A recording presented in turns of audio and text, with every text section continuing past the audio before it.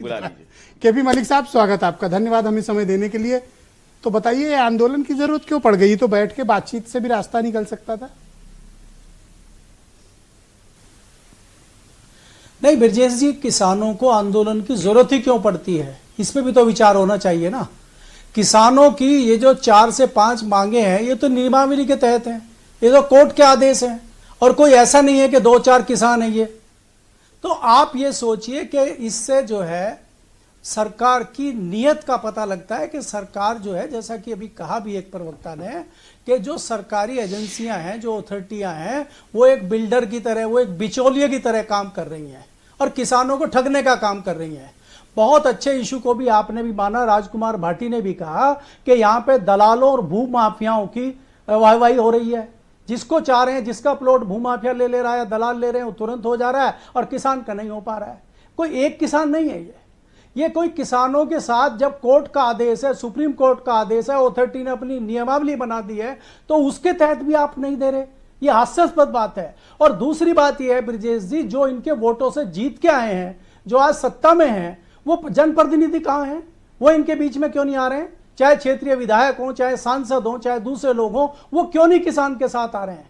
और कोई किसान आज पहली बार आंदोलन नहीं कर रहा है, ये महीनों से किसान वहां पे आंदोलन कर रहे हैं नोएडा अथॉरिटी में, उससे पहले अलग अलग अथॉरिटी में कर चुके हैं। आज ये मजबूर होकर दिल्ली आने को मजबूर हुए हैं और इनको दिल्ली बॉर्डर पर रोक लिया गया। और ये दिल्ली अगर चले भी जाते हैं तो दिल्ली जाके क्या करेंगे? आपने देखा था कि पहले किसान भाई, मामला लखनऊ और नोएडा का है, दिल्ली क्यों जा रहे हैं? कुछ नहीं है किसान, दिल्ली से क्या मतलब है?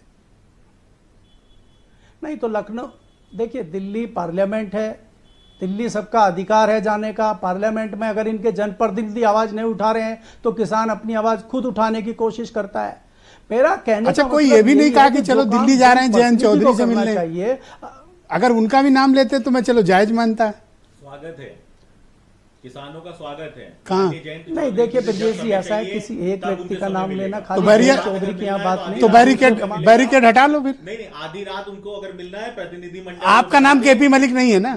केपी मलिक को प्रतिनिधि मंडल बता दे, अगर माननीय जयंत चौधरी जी से आधी रात मिलना है तो किसानों का स्वागत है।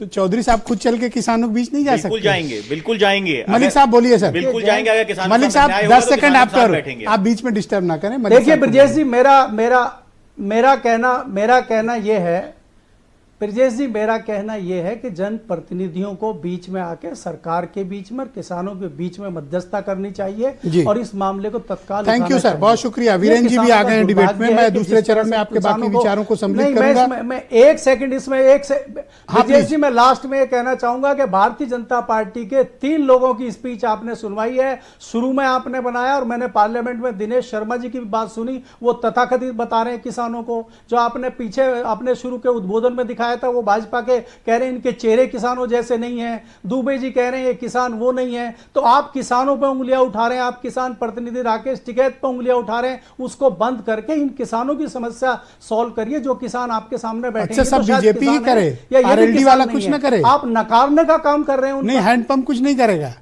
सब बीजेपी करे। देखिए आरएलडी तो आज सरकार का हिस्सा है, आरएलडी आज सरकार का हिस्सा है, वो बीजेपी का हिस्सा है, सरकार का हिस्सा है, वो भी साथ में ही है जी। थैंक यू, शुक्रिया।